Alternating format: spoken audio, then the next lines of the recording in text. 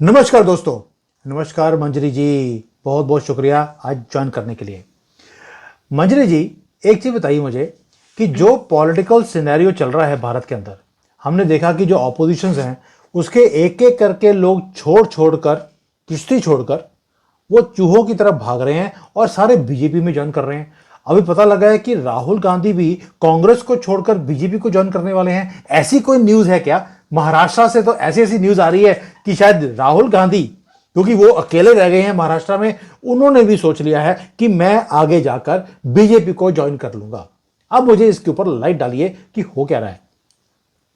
कि राहुल गांधी शुरू से बीजेपी की स्टार प्रचारक थे।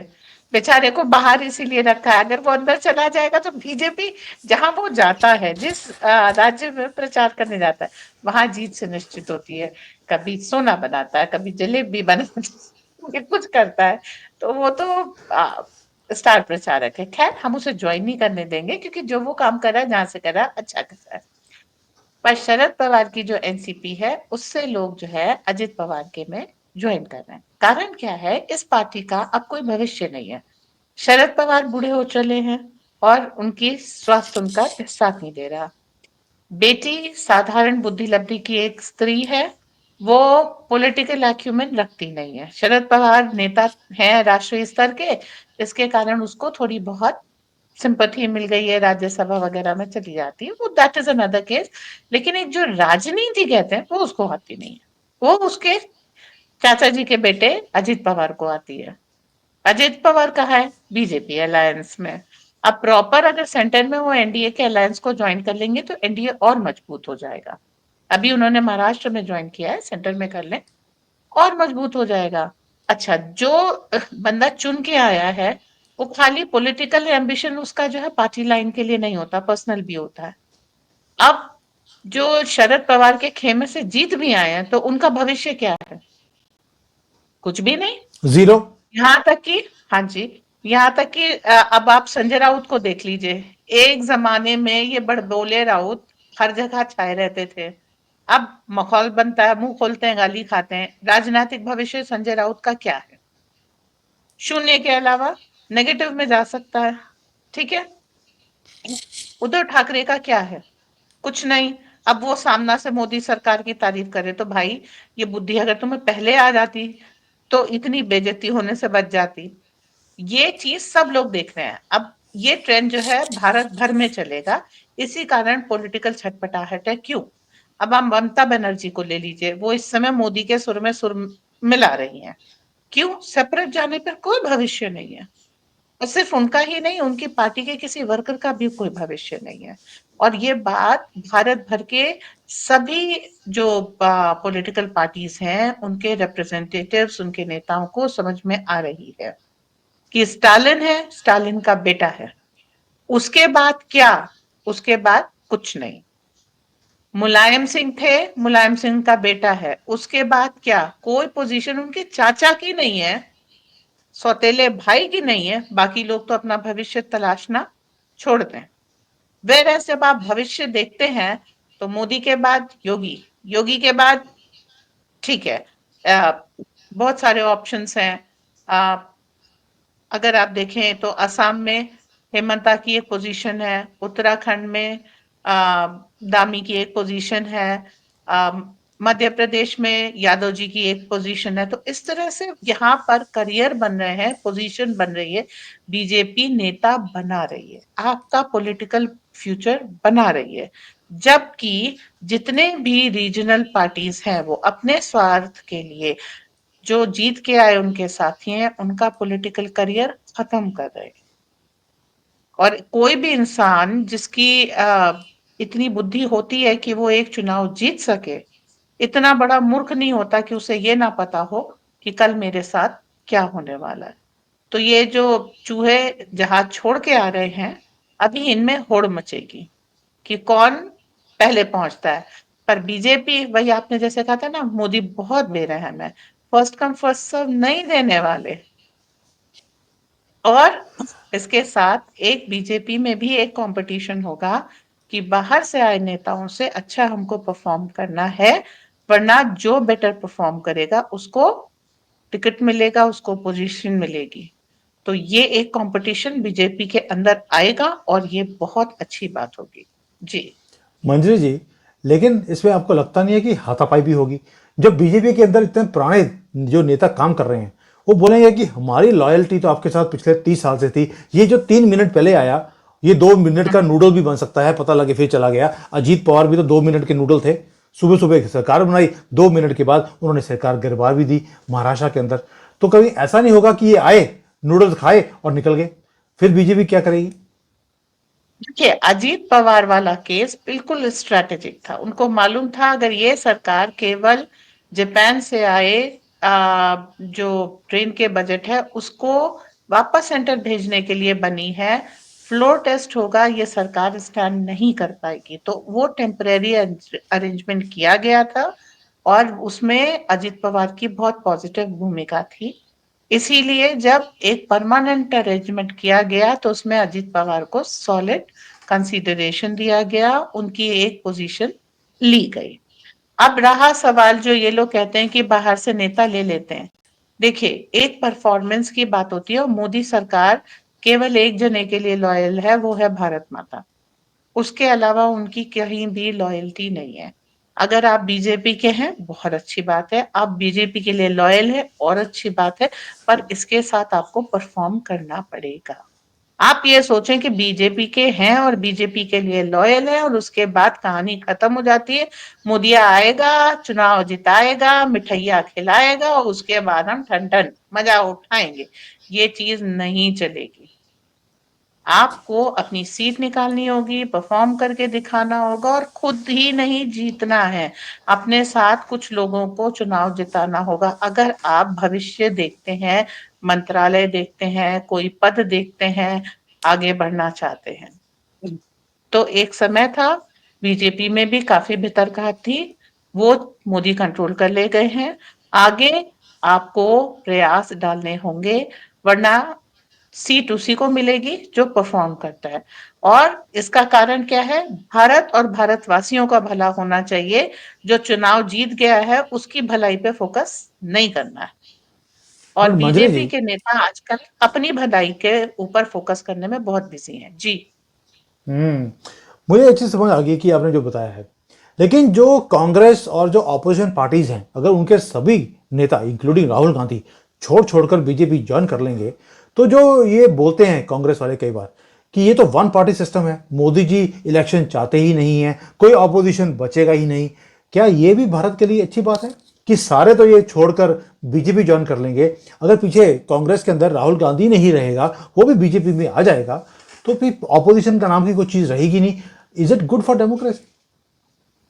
देखिए, राहुल गांधी तो किसी कीमत पे अगर वो आएगा तो जेल जाएगा, मतलब वो बीजेपी में नहीं आएगा। फर्स्ट ऑफ ऑल, जब कांग्रेस ने स्टार्ट किया था तो मोर ओवर वो भी एक वन पार्टी सिस्टम था और उसके गीत ये आज तक गा रहे हैं। तो बीजेपी की किस मामले में बुराई कर रहे हैं? और सबसे बड़ी चीज क्या, ऑपोजिशन के पास मुद्दा तो होना चाहिए चुनाव जीतने के लिए। क्या मुद्दा है? नहीं, विकास। क्या वो बात कर रही मोदी है? का है ना? नहीं नहीं नहीं नहीं नहीं, उनके पास मुद्दा है अपोजिशन का। अब इसलिए मोदी जी क्या? डर के मारे सारे अपोजिशन को अपने बीच में मिक्स करते जा रहे हैं। ईवीएम। ईवीएम। ईवीएम जाके साबित करो ना। लंदन तक ले गए थे कि हैक हैक करके दिखाएंगे, क्या हुआ? वापस आ गए, कुछ नहीं। जबकि एक रूल था कि ईवीएम देश के बाहर नहीं जा सकती, तो भी सारे प्रयास कर लिए। अब चुनाव आयोग साफ साफ बोलता है कि कुछ नहीं, या तो हैक करके दिखाओ और या चुप हो जाओ। तो चुप होना बेहतर समझ रहे हैं। और जब खुद जीत जाते हैं तब क्या करते हैं? तो क्या छोड़ देते कि नहीं, मैंने ही वीएम हैक की थी, मैं तेलंगाना हार गया हूँ, मैं कर्नाटक हार गया हूँ, ऐसा तो नहीं होता ना। तो बस ठीक है, वो कोई मुद्दा नहीं है। इसके अलावा कोई मुद्दा निकालिए। लॉ एंड ऑर्डर का भाजपा के राज्य में बेहतर है, विकास का भाजपा के राज्य में बेटर है, अर्थव्यवस्था भाजपा के राज्य में बेटर है, और जितनी स्कीम्स हैं जो मोदी कहते हैं वो करते हैं, एक रिलायबिलिटी भाजपा के राज्य में बेटर। आप कहीं, आप ऑपोजिशन के पास ऐसा तो है नहीं कि स्टेट्स नहीं है। ऑपोजिशन है ममता बनर्जी, बंगाल का हाल देख लो, सब कह रहे हैं भाजपा लाओ बंगाल बचाओ। ऑपोजिशन है यहाँ तमिलनाडु, चलो अब करके देख लो। अभी फिर अन्नामलाई जो संघर्ष कर रहे हैं और खुद कोई नहीं कर रहा। केरल में देख लीजिए, कुछ अच्छा कर पा रहे हैं? नहीं। कर्नाटक में गणेश प्रतिमा अरेस्ट करके ले जाते हैं। तो जहां जहां ऑपोजिशन है वहां कुछ ऐसा तो करो कि ये कहा जाए कि आपके कर्मों से आप भाजपा का विकल्प बन सकते हैं। विकल्प विहीन विपक्ष है इस समय। मोदी का कोई कॉम्पिटिटर नहीं है। फैक्ट यही है। तो अब इसके कारण जब चूंकि आप as a party, as a person, आपका कोई विजन नहीं है, आपके पास कोई थ्योरी नहीं है, आप मोदी को कंपटीशन नहीं दे सकते, तो आपके वर्कर अगर अपने भले के लिए मोदी को ज्वाइन कर लेते हैं तो रोना किस बात का?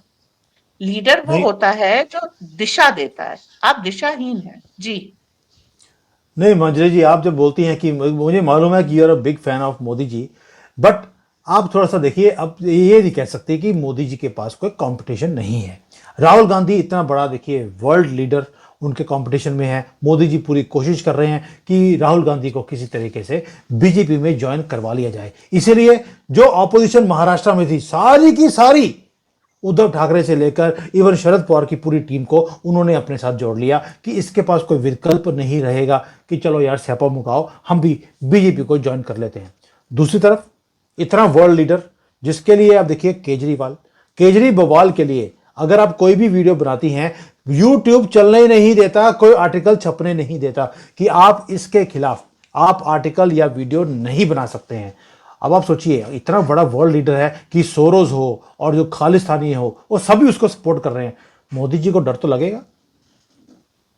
हाँ, मोदी जी बहुत डरे हुए हैं। इसीलिए बेचारे अपनी पार्टी के दूसरे लीडर को जो है वो क्या कहता है, आ, अल्पकालीन ट्रांजिएंट सीएम। तो अब देखिए, अब इतने महान लोगों के बारे में कुछ नहीं बोलना चाहिए। अभी उनके यहाँ ये हाल है कि दिल्ली का चुनाव निकालना मुश्किल है। बेचारे इस समय ये इस बात के लिए डर रहे हैं, मेरे वोटर मोदी जी ने बांग्लादेश भेज दिए। आप उनका लेवल देखिए। अब मोदी है, आप कहते हैं मोदी बेरहम है, तो बेरहमी दिखा दी बेचारे ने, और क्या। देखिए, देखिए मंजरी चुनाव जी, ही जहां पर लोकतंत्र होता है वहां एक ही वो है। भारत की एक पॉलिसी है, वीर भोग्या वसुंधरा, हम लड़ाई करते ही जीतने के लिए हैं, और वो अकेला धर्म है, और यही धर्म मोदी निभा रहे हैं। अब जीत सको तो जीत लो, मोदी ने मना थोड़े किया है कि आप अपनी चाल नहीं खेल सकते। इतना सारा डीप स्टेट का सारा वो प्रोपेगेंडा लेकर के, मशीनरी लेकर के, सारे न्यूज़पेपर न्यूज चैनल लेकर के बैठे हो, अब तो जीत जाओ। लेकिन मंजरी जी, अभी आप सोच के देखिए, आपने बोल दिया कि भाई इनके बारे में कोई बात नहीं करनी चाहिए। वैसे तो मैंने बुजुर्गों से सुना है, जब कोई ऊपर चला जाए तो उसके बारे में बात नहीं करनी चाहिए। आपने तो केजरीवाल को पहले ही डिक्लेयर कर दिया कि ये तो दिल्ली से जाने वाला है। वो उनके लिए अब की देखिए, दिल्ली भारत की राजधानी है, और भारत का एक तरीके से कहिए रिप्रेजेंटेशन है।